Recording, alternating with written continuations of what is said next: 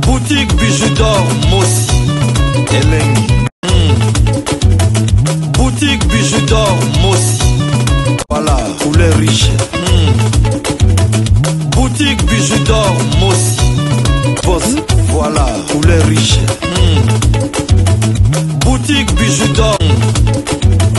Boutique Bijou d'or Mossi Elengi. So moto bandinga mabe fo pika eh?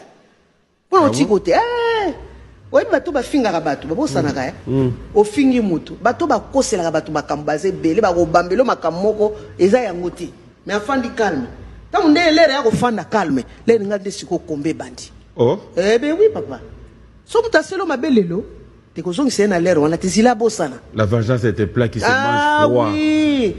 Doucement pene na malembe pene akozwa ya kibota sima ya kingwa oyeba nazela mutabosana nazela mutabosana koko ndaka bato mabete so moto bandinga mabe fo pika wana otikote oyebi bato bafingaka bato babosanaka ofingi mutu bato bakoselaka bato makambo baza ebele bakobambelo makambo moko eza yango te mais afandi calme ntango nde elere ya kofanda calme lere nga nde siko kombe bandi ebe oui papa so moto aselo mabe lelo tekozongisa ye na lere wana tezila bosana. La vengeance est un plat qui se mange froid. Oui. Doucement pene na malembe pene akozwa ya kibota sima ya kingwa oyeba nazela mutabosana nazela mutabosana koko ndaka bato mabete so moto bandinga mabe fo pika wana otikote oyebi bato bafingaka bato babosanaka ofingi mutu bato bakoselaka bato makambo baza ebele bakobambelo makambo moko eza yango te mais afandi calme ntango nde elere ya kofanda calme lere nga nde siko kombe bandi ebe oui papa so moto aselo mabe lelo tekozongisa ye na lere wana tezila bosana. La vengeance est un plat qui se mange froid. Oui. Doucement pene na te tosaleli bino boutique na kati ya auberge. Mama Bijou alobi asali boutique na ye na kati ya auberge. Okoki kozala na posa ya komela vin okozwa vin na kati. Obosalaki mwa dodora na yo na poto okomona dodora na yo na kati ya auberge na biso. Mama Bijou alobi obosanaki kado kobanga na yo te. Mama Bijou azweli bino solution na kati ya auberge na biso oyo eza na matonge na Irebu A37 botala ba ombia botala ba savon ya ombia ya mbuma ya ombia ya mai botala Mama Bijou atie ba maquillage na tie ba anti-age. Mama Bijou alobi kobongisa loposo eza place mosusu te kaka na matonge na Irebu A37 olingi osombela mutu mwa montre ya kopesa mutu kado okozwa na kati ya auberge na biso na boutique na biso oyo eza na matonge na Irebu A37. Mama Bijou alobi biso nde makambo tala toza na ba maquillage toza na ba dentifrice okoki kobosana dentifrice na poto okozwa epa na biso tozali na ba papier mouchoir oyo ya original euti en direct na Allemagne botala toza même na ba bande hygiénique. Mama Bijou alobi boutique na biso nde makambo boutique na biso eza na matonge na Irebu A37 okoki kobosana na yo chargeur na yo na poto kobanga na yo te. Mama Bijou atie tina ba chargeur mpona kocharger telefone. Mama Bijou akanisi bino na nyonso toza na ba coton-tige toza na nyonso okoki kobosana eloko na poto kobanga te kaka place okolala place okosomba biloko epa na biso totekaka pirate te botala biloko na biso ndenge eza kitoko oza na posa kosala mutu kado yo oza nango na poto contacte Mama Bijou na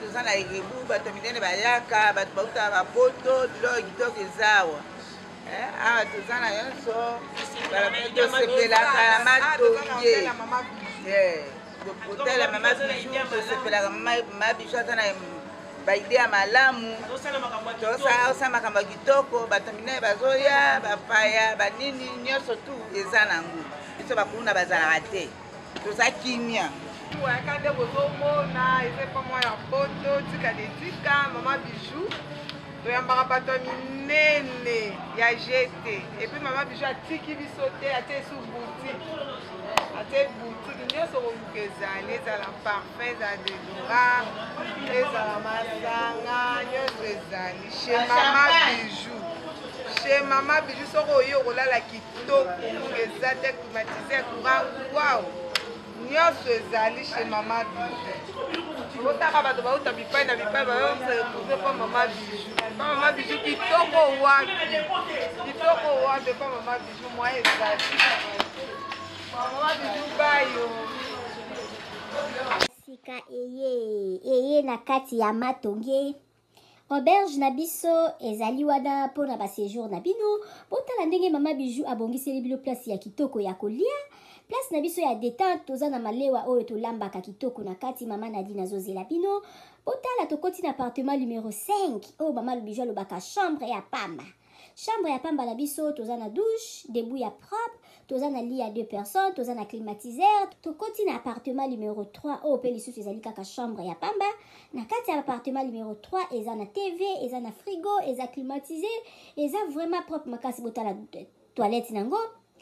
Appartement numéro 5 oyo tokotaki liboso bomoni sikoyo tokoti na kati ya salon oyo tobenga yango appartement numéro 6.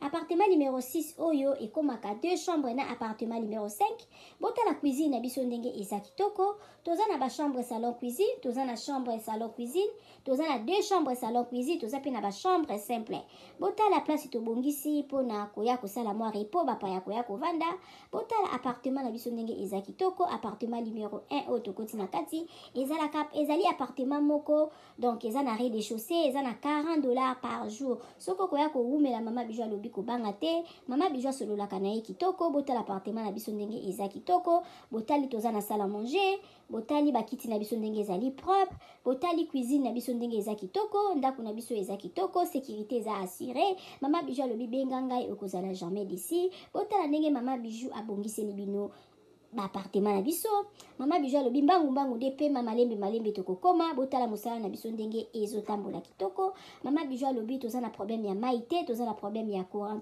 toza na départ unique toza na groupe tema na yo appartement na biso tobandi à partir ya $15 seulement ozwi chambre na yo ya kolala ya bien soki mpe okoya kowumela koleka ba 3 mois chambre wana ya $15 tozorango kaka na $10 balobi ya boye bozwi wapi soki kaka epa na biso na matonge na Irebu A37 te mama Bijou alobi solution eza epa na biso.